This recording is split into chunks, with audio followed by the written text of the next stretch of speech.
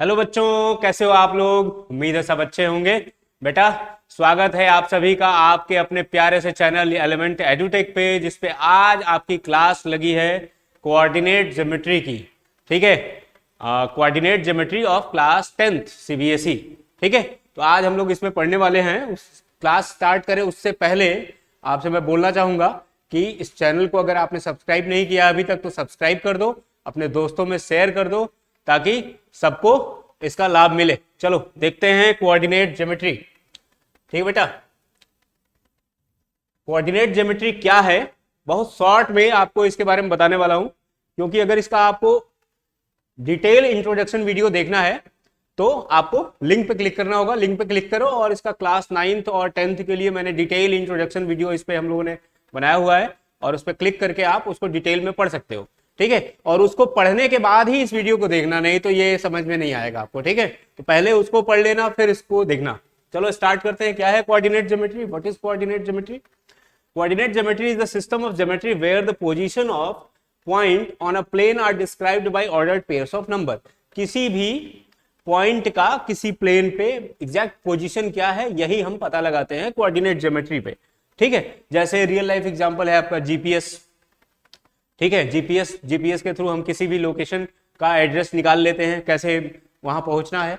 ये सबसे बड़ा एग्जांपल है, और इसको सबसे पहले इंट्रोड्यूस किया था the great French philosopher Rene Descartes ने। ठीक है, तो उन्होंने इसको इंट्रोड्यूस किया था। इसके पीछे एक बहुत अच्छी कहानी है जिसका जो है पूरा डिटेल मैंने आपको प्रीवियस जो वीडियो मैंने बताया आपको उसमें दिया हुआ है। ठीक है, तो कार्टेशियन सिस्टम क्या होता है पता है? कार्टेशियन सिस्टम में देखिए, मेनली आपको एक प्लेन को हम क्या करते हैं, एक प्लेन को एक्स वाई प्लेन को, ठीक है, ओरिजेंटल और वर्टिकल एक्सिस से डिवाइड कर देते हैं, इंटरसेक्ट करा देते हैं। ठीक है, ये ओरिजेंटल एक्सिस है और ये आपका वर्टिकल एक्सिस है, दोनों ने इंटरसेक्ट किया तो इसने क्या किया, प्लेन को 4 पार्ट में बांट दिया, 4 इक्वल पार्ट्स में बांट दिया। पहला पार्ट है क्वाड्रेंट 1, इसको हम लोग बोलते हैं क्वाड्रेंट 1।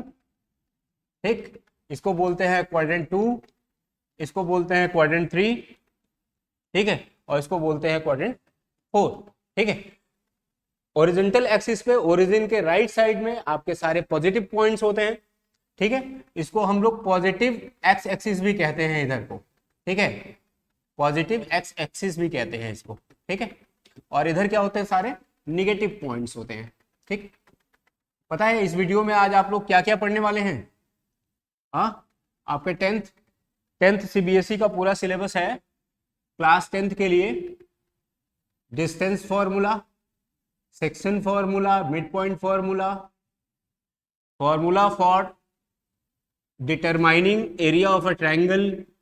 ठीक है, और सेंट्रॉइड क्या होता है किसी भी ट्रायंगल का, और उसके कोऑर्डिनेट्स को हम कैसे पता लगाते हैं, ये सब आज हम लोग इस वीडियो में पढ़ने वाले हैं।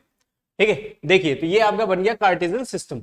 इस कार्टेशियन सिस्टम को हमने 4 इक्वल पार्ट में डिवाइड किया है, 4 पार्ट्स में। चारों पार्ट्स को क्या कहते हैं, quadrant 1, quadrant 2, quadrant 3 and quadrant 4। Quadrant 1 में जो भी पॉइंट होगा उसके कोऑर्डिनेट्स जो है एब्सिसा और ऑर्डिनेट दोनों क्या होते हैं, पॉजिटिव पॉजिटिव होते हैं। 2 में निगेटिव एंड पॉजिटिव होते हैं, 3 में निगेटिव एंड निगेटिव होते हैं, और 4 में पॉजिटिव एंड निगेटिव होते हैं। ठीक है, ये जो पहला होता है इसको हम लोग कहते हैं एब्सिसा, और ये जो सेकंड पार्ट है ये इसको क्या कहते हैं हम लोग, ऑर्डिनेट। ठीक है, मींस कोई भी पॉइंट जब हम इसको रिप्रेजेंट करते हैं, सपोज करो हमने इस पॉइंट को रिप्रेजेंट किया। ठीक, इस पॉइंट का ये 6 क्या है, एब्सिसा है, और -2 क्या है, ऑर्डिनेट है, और इस पॉइंट के कोऑर्डिनेट्स क्या हो गए, 6 - 2। ठीक है, तो यही कुछ है आपका इंट्रो में। उम्मीद है आप लोगों को इतना से क्लियर हो गया होगा, पूरा कार्टेशियन सिस्टम आपके दिमाग में रिवाइज हो गया होगा। आगे हम पढ़ते हैं डिस्टेंस फॉर्मूला क्या है और क्यों हम निकालते हैं। ठीक है, सपोज करो कार्टेशियन प्लेन में 2 पॉइंट्स गिवन है, कोई भी 2 पॉइंट्स ले लेते हैं हम। ठीक है, ये पहले हम लोग क्या करते हैं, इस पे नंबर को रिप्रेजेंट कर लेते हैं। तो आपको पता है अभी पिछली वाली स्लाइड में मैंने बताया कि हम लोग क्या करते हैं कि कार्टेशियन प्लेन पे जो इंटीजर्स होते हैं उनको इक्वल डिस्टेंस पे रिप्रेजेंट कर लेते हैं। ठीक है, इक्वल इक्वल डिस्टेंस पे। तो जो ओरिजिन है, ओरिजिन के राइट में सारे पॉजिटिव पॉइंट्स होते हैं और ओरिजिन के लेफ्ट में सारे निगेटिव पॉइंट्स होते हैं। ठीक है बच्चे, ओरिजिन के लेफ्ट में सारे निगेटिव पॉइंट्स होते हैं। क्लियर है? तो वैसे ही ओरिजिन के ऊपर वाई एक्सिस पे सारे पॉजिटिव पॉइंट्स होंगे और ओरिजिन के नीचे सारे निगेटिव पॉइंट्स होंगे। ठीक, -1, -2, -3, -4, -5। ठीक, ये आपको y डैश हो गया, ये आपका y हो गया, ये इधर आपका x एक्सिस हो गया, x डैश। ठीक, ये x एक्सिस हो गया, ये y एक्सिस हो गया। मान लो ये कोई पॉइंट है P, ठीक, और इधर कोई पॉइंट है Q। ठीक, इस पॉइंट के कोऑर्डिनेट्स कुछ भी हो, मान लो x1 y1 है और इस पॉइंट का कोऑर्डिनेट है x2 y2। ठीक है, इस पॉइंट का अगर आपको डिस्टेंस निकालना है PQ, तो हम कैसे निकालेंगे? इसको निकालने के लिए जो फॉर्मूला यूज किया जाता है उसको ही डिस्टेंस फॉर्मूला कहते हैं।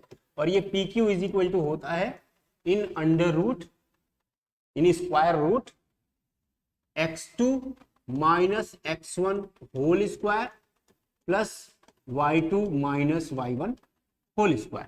ठीक है, ये फॉर्मूला है आपका डिस्टेंस फॉर्मूला।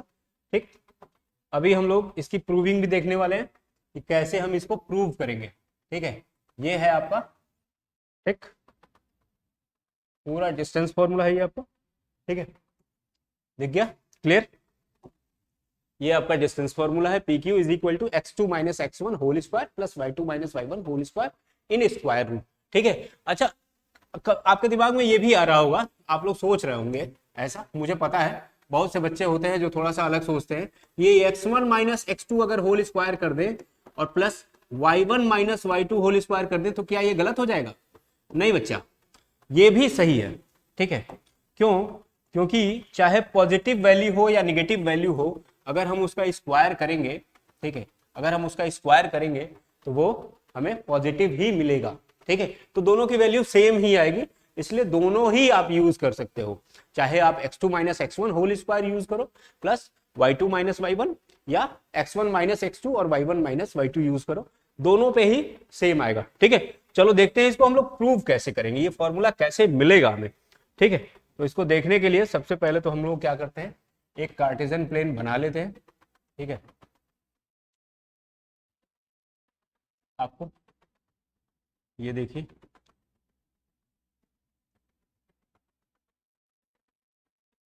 ठीक है, बन गया ये। थोड़ा सा इसको सीधा कर लेते हैं।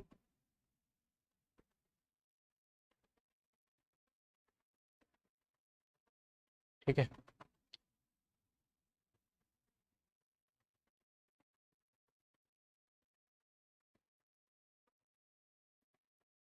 ये हो गया सीधा। ठीक, चलिए देखिए इसमें हम कैसे फाइंड आउट करेंगे। देखिए मान लीजिए दो पॉइंट्स आपके पास हैं P और Q। ठीक है, P और Q है या A और B है, कुछ भी मान लीजिए।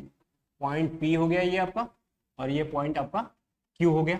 तो पॉइंट P के जो कोऑर्डिनेट्स हैं, ये पॉइंट P के कोऑर्डिनेट्स को मान लेते हैं हम कि x1 y1 है और जो पॉइंट Q है उसके कोऑर्डिनेट्स x2 y2 है। ठीक है, और इस पॉइंट का आपको ये क्या निकालना है, ये आपको डिस्टेंस निकालना है, ये डिस्टेंस आपको फाइंड आउट करना है। तो हम क्या करेंगे, सबसे पहले ये जो आपका x एक्सिस है, ठीक है, x डैश, और ये जो आपका y डैश है, ठीक है, इस पे यहां से पॉइंट P से x एक्सिस पे एक परपेंडिकुलर ड्रॉ कर लेते हैं।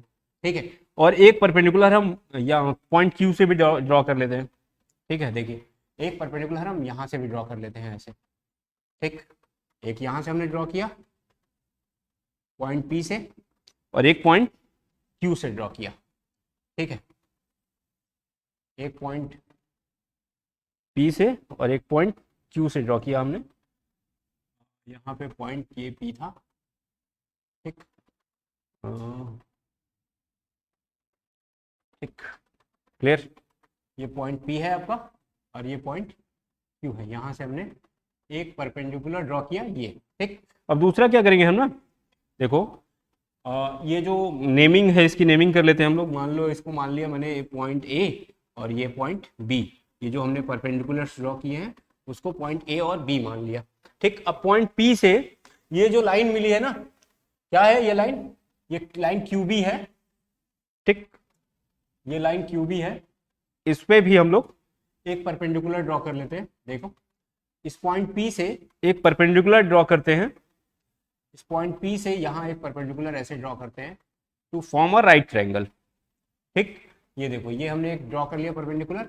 अब ये क्या बन गया? ये एक मान लेते हैं ये पॉइंट सी है। तो हमने सबसे पहले क्या किया कि हमारे पास पॉइंट पी थे x1 y1 और पॉइंट क्यू था x2 y2। ठीक, तो हमें निकालना है PQ, हमें डिस्टेंस PQ फाइंड आउट करना है। हमने क्या किया कि पॉइंट P से PA परपेंडिकुलर ड्रॉ किया ऑन x एक्सिस। ठीक है, और पॉइंट Q से QB परपेंडिकुलर ड्रॉ किया ऑन x एक्सिस। ठीक, फिर तीसरा हमने क्या किया कि पॉइंट P से PC परपेंडिकुलर ड्रॉ किया ऑन QB। ठीक है, अब हमारे पास ट्रायंगल बन गया, एक ट्रायंगल कौन सा बना? PCQ। ठीक, ये देखिए ये ट्रायंगल बन गया। ये ट्रायंगल क्या है? This triangle is a right triangle, this triangle is a right triangle. Means इसमें क्या है, एक एंगल आपका ये एंगल C जो है ये 90 डिग्री है। तो सबसे पहले ये बताओ मुझे कि इस ओरिजिन से O से ये डिस्टेंस कितनी होगी?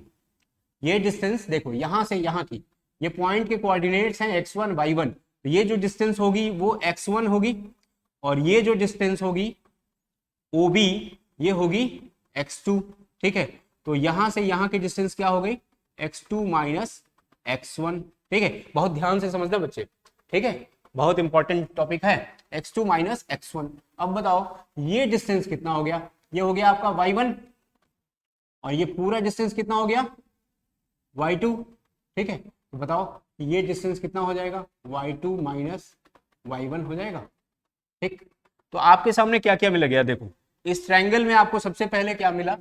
आपको मिला PC की वैल्यू मिल गई आपको x2 माइनस x1, और ये जो है आपका CQ या QC ये मिल गया आपको y2 माइनस y1। अब इसी ट्रायंगल में अगर हम राइट ट्रायंगल देख ले, राइट ट्रायंगल है तो पाइथागोरस थ्योरम लगेगा, यूजिंग पाइथागोरस थ्योरम। ठीक है, देखो यूजिंग पाइथागोरस थ्योरम हमें क्या मिलेगा? देखो मिलेगा हमें PQ square is equal to PC square plus QC square मिलेगा। ठीक, अब PC कितना है देख लो, PC कितना है? x2 माइनस x1, जितना ये नीचे है ना उतना ही ये भी है ना, x2 माइनस x1। तो ये क्या हो जाएगा? x2 माइनस x1 का होल स्क्वायर, और QC कितना हो जाएगा बताओ मुझे? ये देखो QC कितना हो जाएगा? QC देखो क्या है? y2 minus y1 whole square, y2 minus y1 whole square. ठीक है, तो ये PQ square is equal to आपको ये मिल गया ना। तो बताओ मुझे कि PQ इज इक्वल टू क्या मिल जाएगा? अगर हमें PQ निकालना है तो क्या करना पड़ेगा? राइट हैंड साइड में स्क्वायर रूट लगाना पड़ेगा। तो स्क्वायर रूट क्या मिलेगा हमें? x2 minus x1 whole square plus y2 minus y1 whole square. तो बच्चे ये मिल गया आपका डिस्टेंस फॉर्मूला। ठीक है, तो कहां से ये आया ये डिस्टेंस फॉर्मूला? आपको क्लियर हो गया होगा, आई थिंक आपको अच्छे से समझ में आ गया होगा ये डिस्टेंस फॉर्मूला हमारा आया कहां से है। ठीक है, कहां से ये डिस्टेंस फॉर्मूला आया है आपको क्लियर हो गया होगा, है ना? एकदम अच्छे से देख लो, डिस्टेंस फॉर्मूला ये है आपका PQ is equal to x2 minus x1 whole square plus y2 minus y1 whole square. अब आओ देखते हैं कि हम इसको यूज कैसे करते हैं, इसका इंप्लीमेंटेशन देखते हैं हम लोग। ठीक है बच्चे, चलो देखो, आओ find the distance between the points -5 7 and -1 3।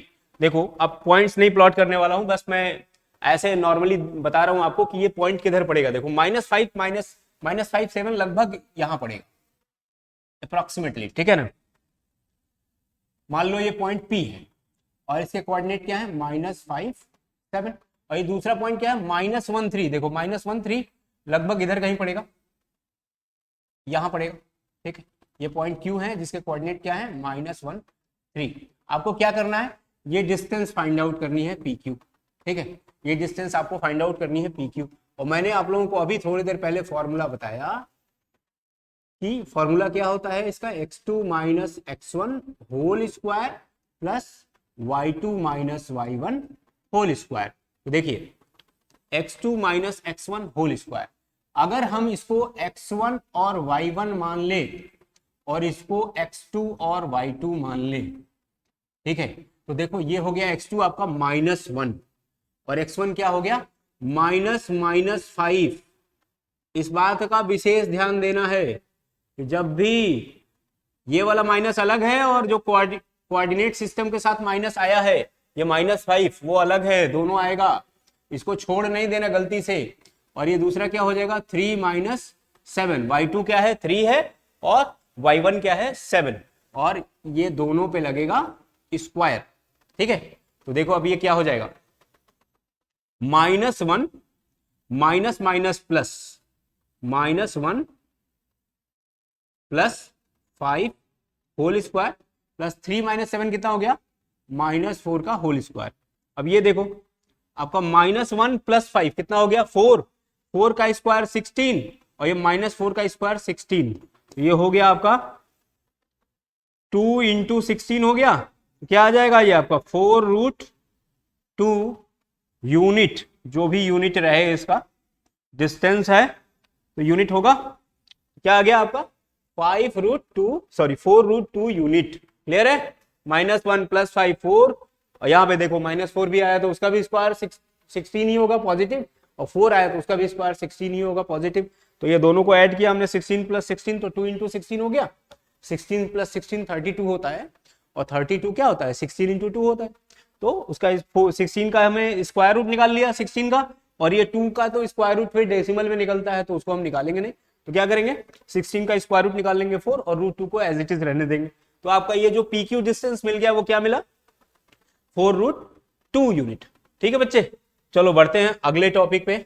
और अगला टॉपिक है आपका कि कोलिनियरिटी हम कैसे टेस्ट करते हैं, कि कोई भी 3 पॉइंट्स गिवन हो तो वो कोलिनियर है या नहीं है, हम ये कैसे फाइंड आउट करेंगे। देखो कोलिनियर होने का मतलब क्या है कि अगर 3 पॉइंट एक ही लाइन में आते हैं, एक ही लाइन में आते हैं तीनों पॉइंट, तो कोलिनियर होंगे, और नहीं आते हैं तो कोलिनियर नहीं होंगे।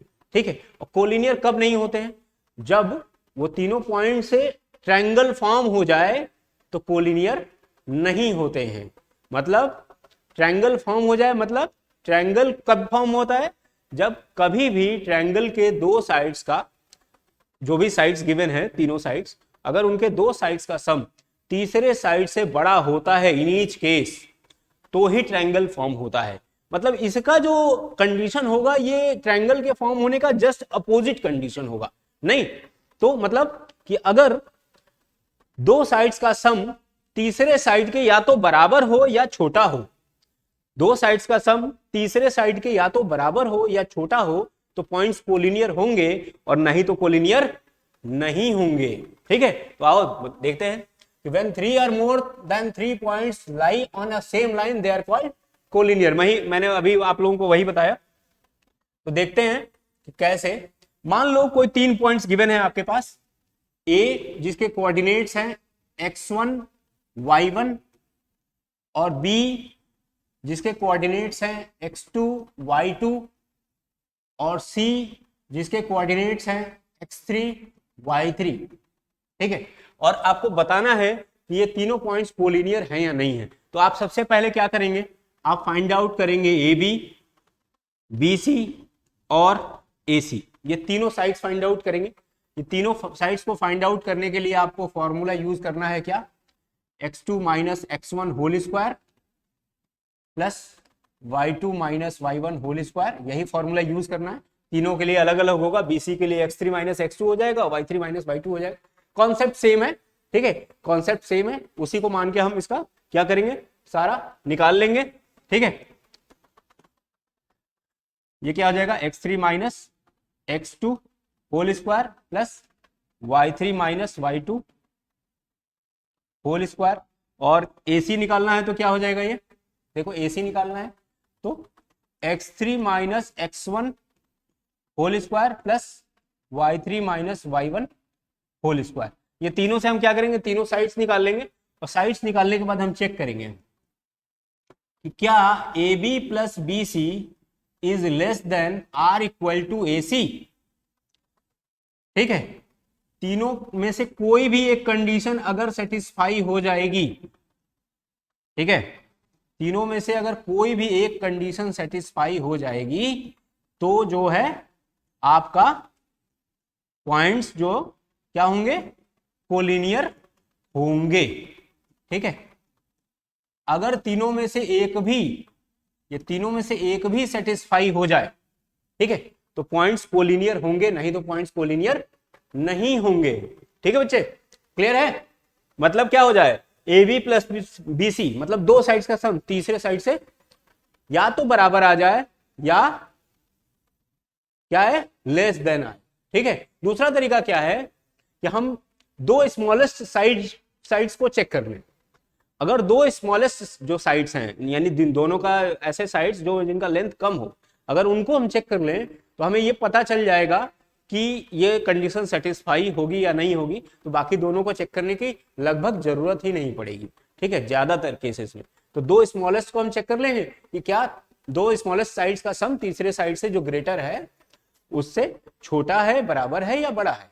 अगर बड़ा है तो पॉइंट्स कोलिनियर नहीं होंगे और छोटा है या बराबर है तो कोलिनियर होंगे। ठीक है, एक और तरीका है इसको चेक करने का, पता है क्या? हाँ, थोड़ी देर के बाद बताएंगे, अभी नहीं बताएंगे, अभी बता देंगे तो मजा नहीं आएगा। ठीक है ना, क्लास के सबसे लास्ट में एकदम बताएंगे इस बारे में हम आपको। ठीक है, तो आप लोगों को मजा आ जाएगा। चलिए देखिए कैसे हम चेक करते हैं कि कोलिनियर कैसे है। पहले नॉर्मल वाले से चेक कर लीजिए। देखिए, determine if the points 1, 5, 2, 3 and -2, -11 are collinear or not. तो चलो चेक करते हैं।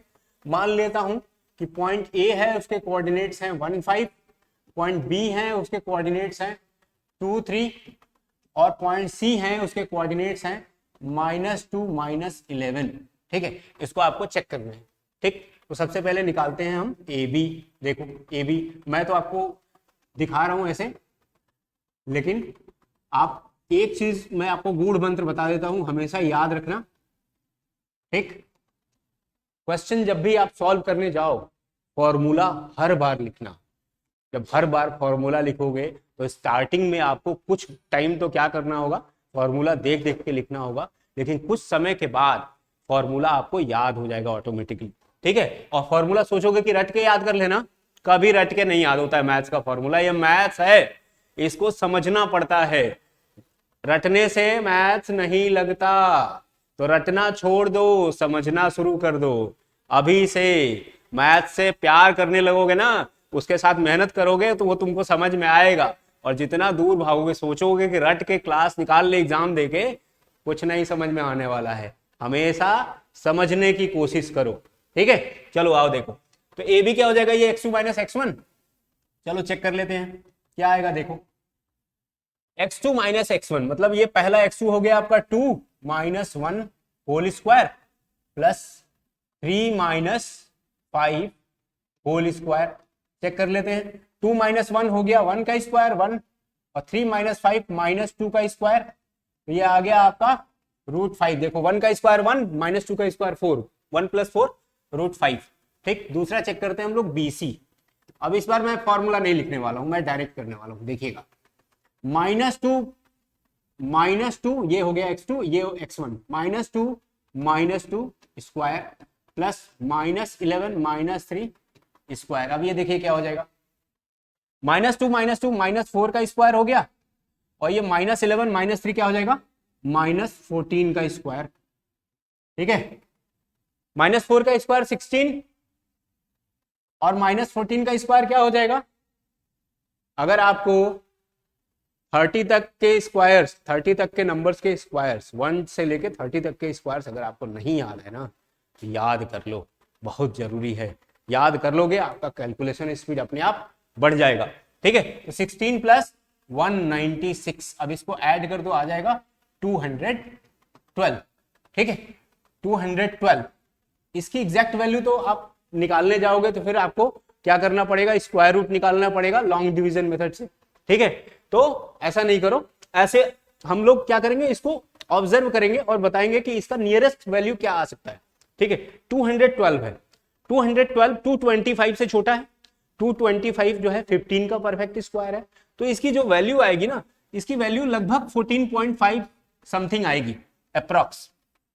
ठीक है, अप्रॉक्स यही आएगी। ठीक है, हम अंदाजे से लगा लेंगे। और रूट 5 की वैल्यू हमको पता है क्या होता है, 2.26 2.236 होता है। ठीक है, रूट 5 की वैल्यू जो होती है 2.236 होता है। ठीक, अब निकाल लेते हैं हम तीसरी वैल्यू AC। हमें चेक करना है, डेसिमल में इसलिए निकाल रहे हैं क्योंकि हमें चेक करना है कि दो साइड्स का सम तीसरे से छोटा है, बड़ा है या बराबर है, क्या है। तो AC निकाल लेंगे। अब हम लोग AC कैसे निकालेंगे, देखो ये ऐसे देख लो इसको ऐसे। ठीक, AC निकालने के लिए -2 -1 प्लस -11 -5, ये देखो क्या हो जाएगा, -2 -1 -3 का स्क्वायर हो गया, और -11 -5 क्या हो गया, -16 का स्क्वायर हो गया। तो बच्चे क्या आ गया, देखो -3 का स्क्वायर 9 और 16 का स्क्वायर 256। ठीक है, क्लियर। 196 होता है 14 का स्क्वायर और 16 का स्क्वायर होता है 256। 15 का कितना होता है 225। ऐड कर लें इसको, क्या मिलेगा, देखो कितना आ गया 265। तो अब देखो यहाँ पे 225 मतलब ये 16 से बड़ा होगा, 265 है, 256 है, 16 का स्क्वायर 265 मतलब ये 16 से बड़ा होगा। तो ये मान लो 16.3 या 4 के आसपास अप्रॉक्स जाएगा। ठीक है, इतना मान लेते हैं। अब चेक करते हैं हम तीनों में, सबसे दो स्मॉलेस्ट वाले को चेक कर लो, इसी से पता चल जाएगा।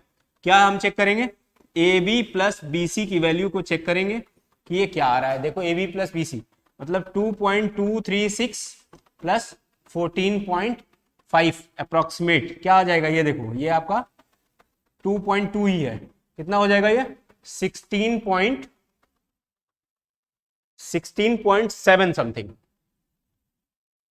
ठीक है, 16.7 और ये 16.4 ही समथिंग है ना। मतलब क्या हुआ, क्या समझ में आया आपको कि AB प्लस BC की जो वैल्यू है ना, ये लेस देन नहीं है 16.4 से ना, क्या है, ग्रेटर देन है। ये वैल्यू 16.4 से ग्रेटर देन है, यानी थर्ड साइड से ग्रेटर देन है। किससे, थर्ड साइड जो AC है उससे ग्रेटर देन है। मतलब ये तीनों पॉइंट्स कोलिनियर नहीं होंगे, ये तीनों पॉइंट्स कोलिनियर नहीं होंगे। ठीक है, तो क्लियर है, समझ में आ गया आपको। चलो बढ़ते हैं आगे। Section formula. सेक्शन फॉर्मूला क्या होता है, देखो जब भी किसी दो पॉइंट को ज्वाइन करने वाला जो लाइन सेगमेंट है ना, मान लेते हैं दो पॉइंट आपके हैं, पॉइंट P और पॉइंट Q। ठीक है, पॉइंट P और पॉइंट Q हैं ये दो पॉइंट। ठीक है, पॉइंट P और Q हैं, तो इन दोनों पॉइंट पे अगर कोई बीच में कोई पॉइंट ले लिया जाए तीसरा, ठीक है, P और Q ले लेते हैं, इसको A और B ले लेते हैं। ठीक है, देखो इसको ले लेते हैं A और B, ये मान लो पॉइंट्स हैं ये A और B। ठीक, और ये तीसरा पॉइंट हमने ले लिया P। पॉइंट A के कोऑर्डिनेट्स हैं x1 y1 मान लेते हैं, और पॉइंट B के कोऑर्डिनेट्स हैं x2 y2। ठीक है बच्चे, देखो, और ये पॉइंट C है जिसके कोऑर्डिनेट्स हैं xy, और ये क्या करता है, इसको m1 रेशियो m2 में डिवाइड करता है। मतलब क्या कह रहा है, देखो कि late A x1 y1 and B x2 y2 be 2 points and P xy be a point on the line segment joining the points A and B such that AP ratio PB is m1 ratio m2, m1 ratio m2, then P is said to divide the line segment internally in the ratio m1 ratio m2। तो ये जो point की P क्या कर रहा है, ये इस लाइन को इंटरनली m1 रेशियो m2 में डिवाइड कर रहा है। तो इस पॉइंट P के कोऑर्डिनेट्स क्या होंगे, तो देखो इस पॉइंट P के कोऑर्डिनेट्स xy क्या होंगे, इस पॉइंट P के कोऑर्डिनेट्स होंगे m1 x2 plus m2 x1 upon m1 plus m2 comma m1 y2 plus m2 y1 upon m1 plus m2 ये होंगे। ठीक है, पॉइंट P के कोऑर्डिनेट्स ये होंगे। आइए देखते हैं कि ये आया कैसे, कहां से आया। ठीक है, तो सबसे पहले हम क्या काम करेंगे कि हम कुछ परपेंडिकुलर्स ड्रॉ कर देंगे। ठीक है, जैसे पिछले वाले क्वेश्चन में हम लोगों ने किया था। तो पॉइंट ए से एक परपेंडिकुलर ड्रॉ कर लो, एक पॉइंट पी से कर लो, एक पॉइंट बी से कर लो। ठीक, अब एक काम और करो, पॉइंट ए से भी एक कर लो ऐसे, और एक पॉइंट पी से भी कर लो। ठीक, ये आपको मिल गए दो ट्रायंगल्स जो मैं दिखा रहा हूं आपको। देखिए, मैं दो ट्रायंगल्स आपको दिखा रहा हूं। ठीक है, आपको दो ट्रायंगल्स मिल गए। पहला मिला ट्रायंगल आपको, एक ट्रायंगल आपको मिला ये। ठीक, इस पॉइंट की कुछ नेमिंग कर लेते हैं हम लोग, मान लेते हैं ये पॉइंट सी है। ठीक, और ये दूसरा ट्रायंगल आपको मिल गया ये ट्रायंगल देखिए, ये ट्रायंगल आपको मिल गया, ये मिला। ठीक है, इस पॉइंट को भी मान लेते हैं ये पॉइंट डी है। ठीक है, तो हमने तीन परपेंडिकुलर्स ऐसे नीचे एक्स एक्सिस पे ड्रॉ किए और दो इस पे ड्रॉ किए। ये जो लाइन हमने मिली थी इसको भी हम कुछ नेमिंग कर लें। मान लो इसको मान लेते हैं ये पॉइंट क्यू है, ये पॉइंट आर है और ये पॉइंट एस है। ठीक, और इसको भी मान लेते हैं कि ये पॉइंट ई है। ठीक है ना, ये पॉइंट सी माना है हमने। ठीक, तो सबसे पहले तो हम क्या निकाल लें, ए सी निकाल लें, पी सी निकाल लें, पी डी निकाल लें और बी डी निकाल लें। ठीक है, तो देखो ये यहां से यहां के बीच की डिस्टेंस कितनी है। पॉइंट पी ए के कोऑर्डिनेट्स x1 y1 है, तो ये x1 है, और ये जो डिस्टेंस है यहां से यहां तक ये है x। पॉइंट पी के कोऑर्डिनेट्स देखो, यहाँ पे क्या है xy है, तो ये जो डिस्टेंस है वो कितना है x है। तो ये जो आपका डिस्टेंस है कौन सा, ये वाला, ये होगा x माइनस x1। ठीक है, क्या क्यू आर और ए सी क्या होंगे x माइनस x1 लिख लेते हैं यहाँ पे। Q R is equal to A C is equal to x minus x1। ठीक है, अब दूसरा देखो, यहां से यहां की जो डिस्टेंस है ये पूरी x2 है। देखो ये पॉइंट B के कोऑर्डिनेट्स क्या है x2 y2 है, तो यहां से यहां तक की ये डिस्टेंस कितना है x2 है, तो ये डिस्टेंस कितना हो गया x2। अब अगर हमें निकालना है कि ये डिस्टेंस कितना है, ये डिस्टेंस कितना है RS, तो ये क्या हो जाएगा, देखो हम x2 में से x को माइनस कर दें तो मिल जाएगा हमें x2 माइनस x। ध्यान से देखिए x2 माइनस x मतलब हमारा RS क्या हो गया, RS, और ये RS के ऊपर जो हमें चाहिए PD कितना हो गया, ध्यान से देखो PD क्या हो गया, ये x2 माइनस x। ठीक है, x1 नहीं x2 माइनस x, ये दो साइड्स मिल गए हमको ना। अब हम इधर वाली साइड निकाल लेते हैं, ये वाली। ये देखो ये कितना डिस्टेंस है, ये है आपका y1। ठीक है, और ये डिस्टेंस आपका पूरा क्या है, यहां तक y है। ठीक, यहां ध्यान से देखो ये पॉइंट A है जिसके कोऑर्डिनेट्स क्या है x1 y1, तो ये डिस्टेंस आपकी हो जाएगी y1, और ये पॉइंट P है इसके कोऑर्डिनेट्स क्या है xy, तो ये डिस्टेंस कितना हो जाएगा आपका यहां से यहां तक y।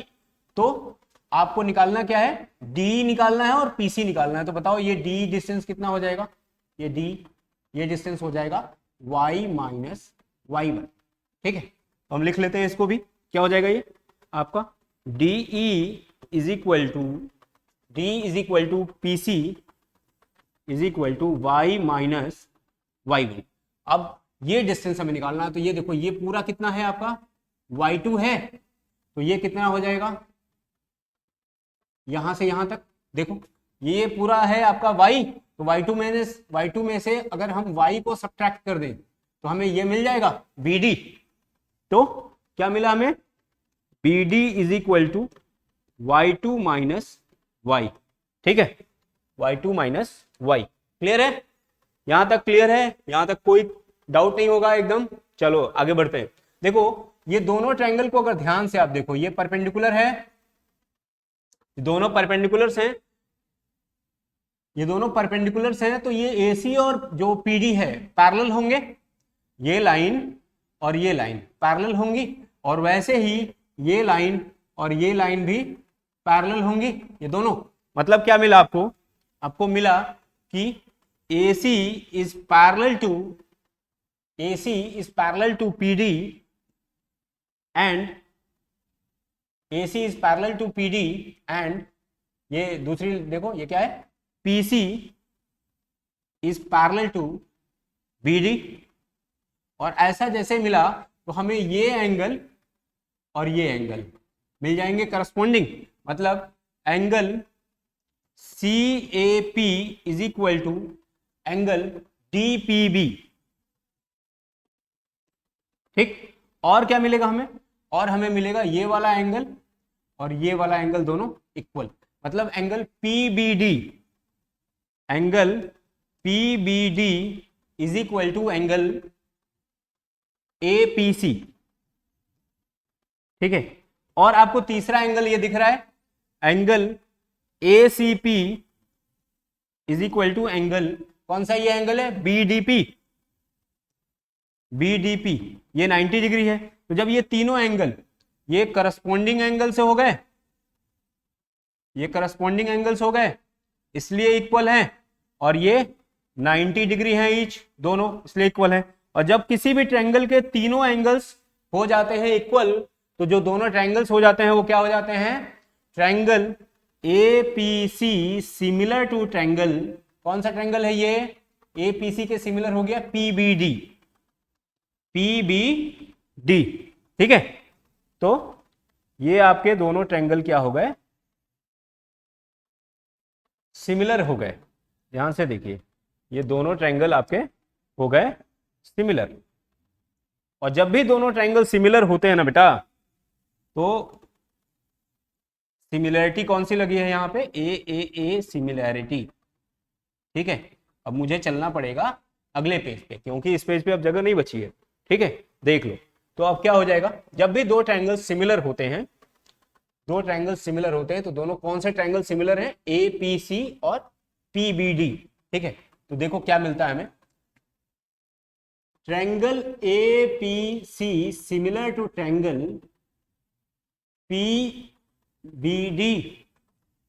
PBD, therefore AP upon PB is equal to PC upon BD is equal to AC upon PD।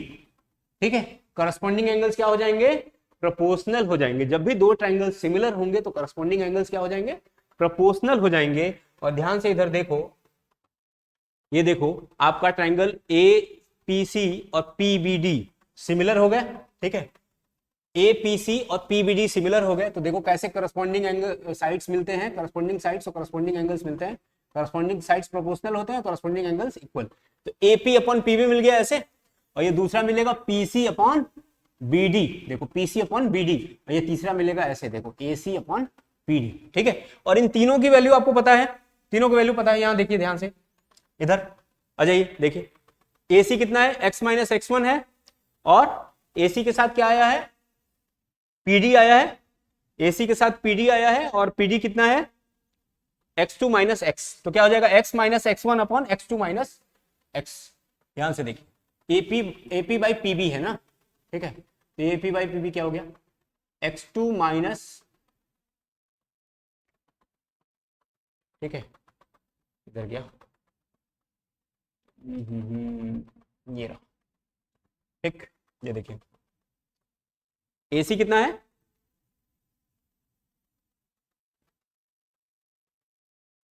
APC लिया है, तो एक मिनट, APC और PBD, इधर क्या लिया हम लोगों ने? APC PBD। ठीक है, हाँ AP अपन PB लिया है ना बेटा। ठीक, AP देखो कितना है? AP है आपका M1 और PB है M2। ठीक है, AP है आपका M1, AP है M1 और PB है M2। और PC आपका कितना है? देखिए PC देखिए कितना है? PC है आपका, ये रहा PC। ये क्या है? Y माइनस Y1, और BD कितना है? Y2 minus Y। ठीक, तो लिख लेते हैं Y minus Y1 upon y2 minus y। और ये देखो AC आपको क्या मिला है, x minus x1 upon x2 minus x। ये आपको वैल्यू मिल गई, ध्यान से देख लो यहाँ पे, ठीक है, यही था ना, ठीक। BD कितना था, y2 माइनस y, और PC कितना था, y माइनस y1, ठीक है। अब इन वैल्यूज को देखो हम कैसे यूज करेंगे टू जनरेट सेक्शन फॉर्मूला। तो हम क्या करेंगे कि ये जो है रेशियो m1 अपॉन m2 और x minus x1 upon x2 minus x, इसको एक साथ ले लेंगे। ये केस 1 होगा आपका ना, केस 1। इसमें क्या करेंगे, हम इन दोनों को एक साथ ले लेंगे। तो m1 upon m2 is equal to x minus x1 upon x2 minus x। अब इसको क्रॉस मल्टीप्लीकेशन करेंगे बाय क्रॉस मल्टीप्लीकेशन, ठीक है, बाय क्रॉस मल्टीप्लीकेशन। देखो ये हो जाएगा m1 x2 minus m1 x is equal to m2 x minus m2 x1, ठीक है। ध्यान से देखिए, ये मिल गया हमें। अब हम क्या करते हैं कि जो x वाले टर्म्स हैं उनको एक तरफ कर लेते हैं, ठीक है, और जो x1 वाले टर्म है या x1 x2 वाले टर्म है उनको एक तरफ कर लेते हैं, या यूं कहें कि निगेटिव टर्म को एक तरफ कर लें या पॉजिटिव टर्म को एक तरफ कर लें। तो देखो क्या मिल गया हमें, m1 x2 plus m2 x1 is equal to m2 x plus m1 x, ठीक है। अब इधर तो सही है, इधर हम क्या करते हैं कि x को कॉमन ले लेते हैं, तो ये मिल गया m1 प्लस m2, और इधर क्या है आपका m1 x2 plus m2 x, और x इज इक्वल टू क्या आ जाएगा, देखो ये इधर ले आएंगे, इसको क्या हो जाएगा m1 x2 plus m2 x1 upon m1 plus m2। और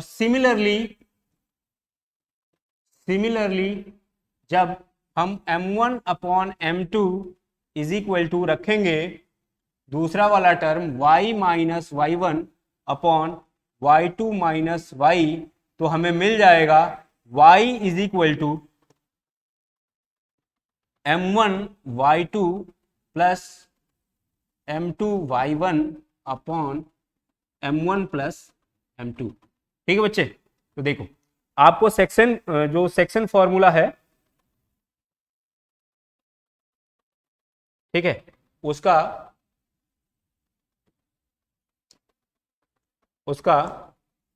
आपको दो मिला, एक एब्सिसा मिल गया ये, और ऑर्डिनेट मिल गया ये आपका।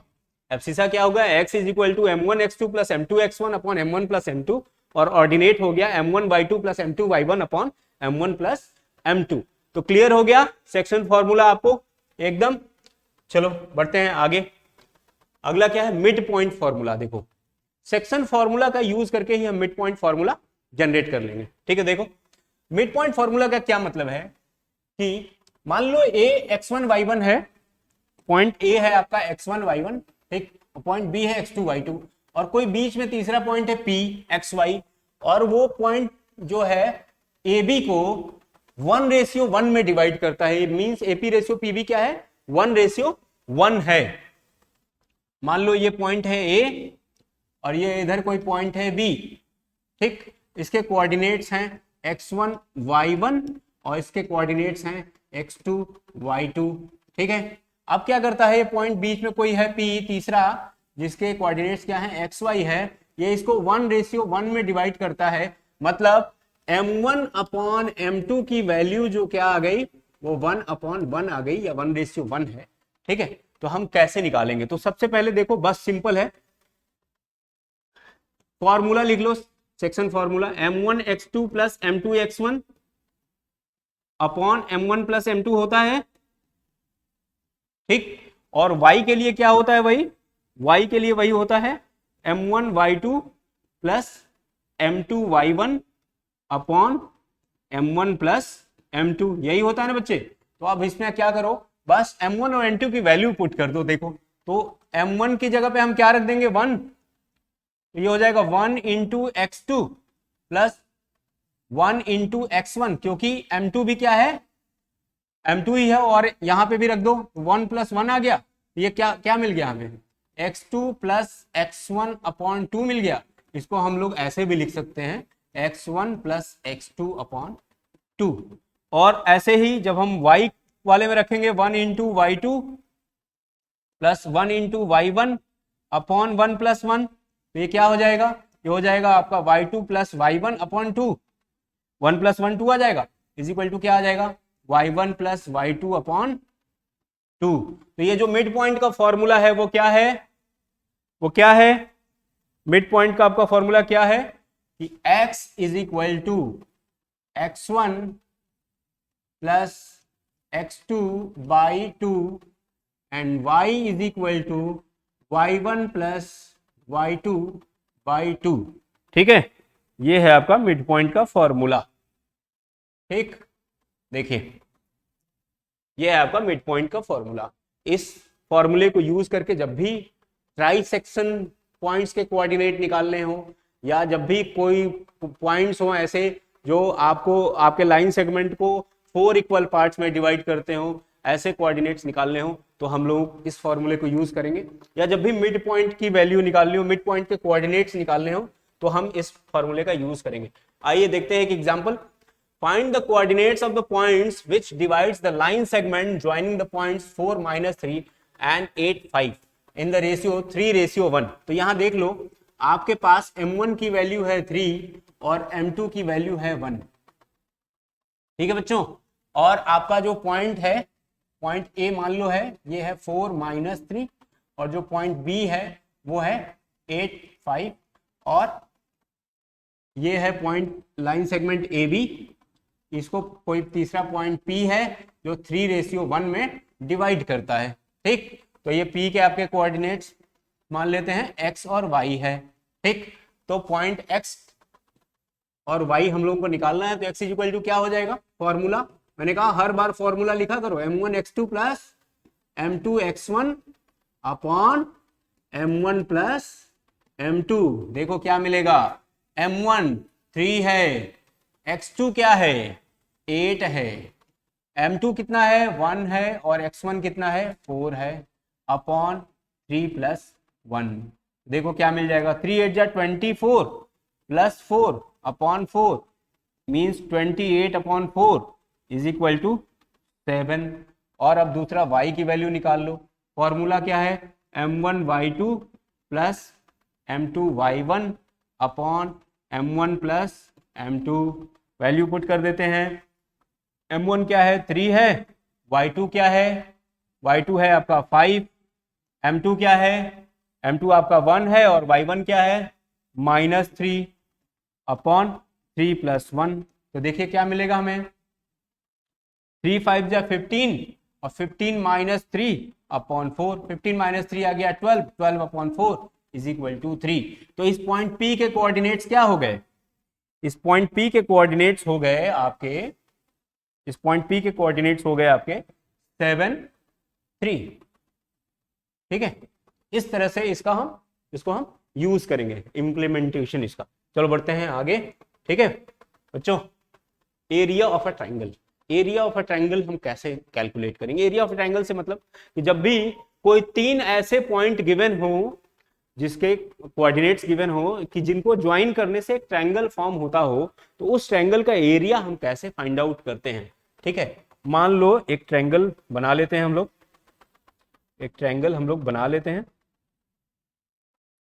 ठीक है, एक ये ट्रायंगल हमने बना लिया। ठीक, चलो एक ट्रायंगल हमने बना लिया, और इसके कोऑर्डिनेट्स, इसको थोड़ा सा इसकी थिकनेस बढ़ा दूं ताकि विजिबिलिटी इसकी अच्छी हो। कलर भी इसको अच्छा सा प्यारा सा ले लेते हैं, ग्रीन कलर ले ले, अच्छा लग रहा है ये वाला कलर, अच्छा लग रहा है, यही अच्छा लग रहा है। चलो ठीक है, देखो अब इसके कोऑर्डिनेट्स मान लो है पॉइंट ए हो गया, ये इसके कोऑर्डिनेट्स हैं x1 y1, और बी हो गया ये बी के कोऑर्डिनेट्स हैं x2 y2, और पॉइंट सी के कोऑर्डिनेट्स हैं x3 y3। ठीक है, तो ये 3 पॉइंट्स हैं, वर्टिसेस हैं ए बी एंड सी, और आपको निकालना है कि ट्रायंगल ए बी सी का एरिया क्या होगा, area of triangle A B C का क्या होगा।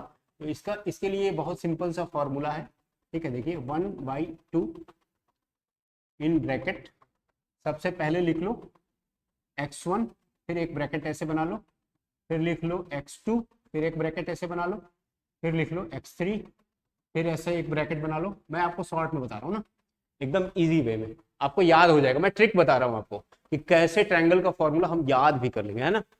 तो सीबीएसई के सिलेबस में तो नहीं है, लेकिन आपको पढ़ना है क्योंकि आप लोग पढ़ रहे हैं फाउंडेशन, ठीक है। और आपको अगर आगे जाके आपको जेई मेंस जेई एडवांस पढ़ना है तो आपको ये सब चीजें एडवांस थोड़ी पढ़नी पड़ेंगी, ठीक है। तो देखिए x1 आया ना, x1 के बाद क्या आता है, y1 को छोड़ दो, x1 आता है तो y1 को छोड़ दो, y1 के बाद क्या आएगा y2, तो ये हो जाएगा y2 माइनस y3। फिर ये x2 है ना, तो x2 के साथ y2 को छोड़ दो, क्या मिलेगा अगला y3, तो y3 माइनस y1। फिर x3 के साथ y3 आता है तो y3 को छोड़ दो, अगला क्या मिलेगा y1 माइनस y2, ठीक है। यही होता है आपके एरिया ऑफ ट्रायंगल का फॉर्मूला, ठीक। मैंने ये बताया क्यों, आपको पता है सबसे खास बात क्यों बताया? अभी थोड़ी देर पहले मैंने बताया था कि आपको मैं एक सबसे आसान तरीका बताऊंगा कोलिनियरिटी चेक करने का, ठीक है। वो सबसे आसान तरीका यही है कि कोई भी 3 पॉइंट्स कोलिनियर हैं या नहीं हैं, ये इससे हमें पता चल जाएगा। जैसे ही वो पॉइंट्स की वैल्यू इस फॉर्मूले पे रखोगे ना, ठीक है, अगर फॉर्मूले पे रखने पे एरिया ऑफ ट्रायंगल 0 आ जाए, एरिया ऑफ ट्रायंगल 0 आ जाए एकदम सीधे सीधे, तो पॉइंट्स कोलिनियर होंगे, और नहीं आएगा तो कोलिनियर नहीं होंगे। क्लियर एकदम है ना, समझ गए। अगर इस फॉर्मूले पे रखने पे 0 आ जाए एरिया ऑफ ट्रायंगल, तो पॉइंट्स कोलिनियर होंगे, नहीं तो नहीं होंगे। 0 आ जाएगा तो मतलब ट्रायंगल फॉर्म ही नहीं हुआ, और 0 नहीं आएगा तो ट्रायंगल फॉर्म हुआ, ठीक। कई बार क्या होता है ना कि जब हम इसका एरिया निकालते हैं तो वैल्यू निगेटिव में आती है, निगेटिव में आती है, इसका ये मतलब नहीं समझ लेना कि सम ऑफ साइड्स जो है लेस देन 0 होंगे, नहीं।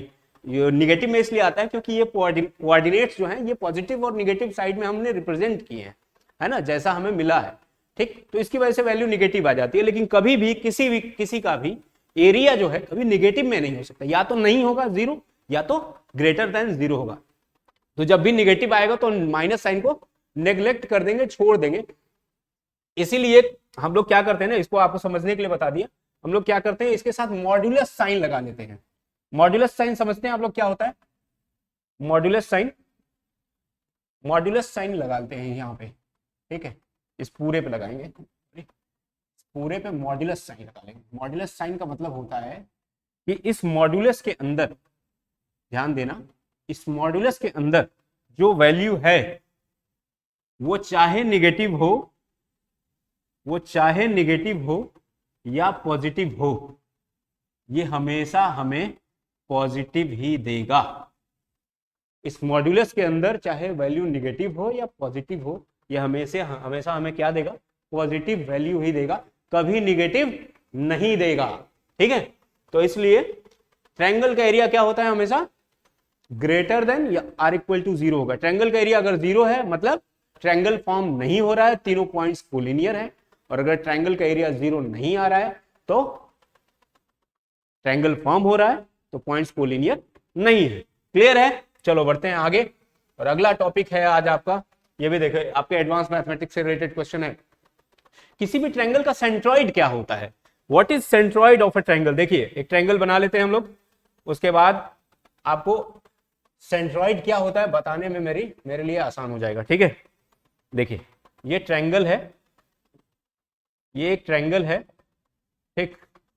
अब इस ट्रायंगल के जो वर्टिसेस है मान लो ए बी और सी है, ठीक है, ए बी और सी हैं। पॉइंट ए के कोऑर्डिनेट्स हैं x1 y1, पॉइंट बी के कोऑर्डिनेट्स हैं x2 y2, और पॉइंट सी के कोऑर्डिनेट्स हैं x3 y3।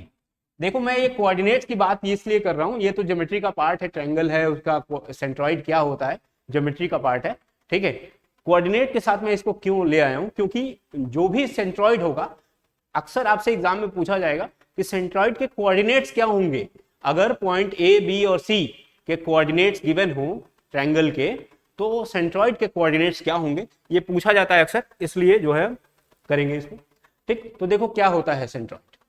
जब भी किसी भी ट्रायंगल के मीडियंस ड्रॉ कर देते हैं हम, तीनों मीडियंस मींस तीनों वर्टिसेस से मीडियन ड्रॉ कर दें, ठीक। मीडियन क्या होते हैं, अब सवाल दिमाग में आएगा, मीडियन क्या होते हैं। मीडियन क्या होता है कि अगर हम किसी वर्टेक्स से अपोजिट साइड को डिवाइड करने वाली, इक्वल पार्ट में डिवाइड करने वाली लाइन ड्रॉ कर दें, उसी को हम मीडियन कहते हैं, ठीक है। तो एक मैं लाइन ड्रॉ कर लेता हूं और आप लोगों को दिखा देता हूं कि मीडियन क्या होते हैं।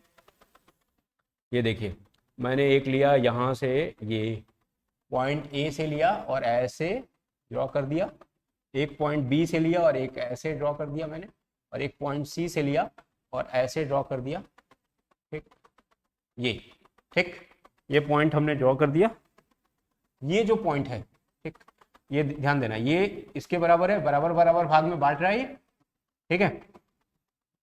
हाँ, तो ये जो पॉइंट है ना, इसी पॉइंट को हम कहते हैं सेंट्रॉइड ऑफ अ ट्रायंगल, ठीक है। इसी पॉइंट को क्या कहते हैं, सेंट्रॉइड। ये देखो, ये क्या है, ये मान लेते हैं ये एडी है, ये आपका बीई है और ये आपका सीएफ है। ये तीनों क्या हैं, मीडियंस हैं।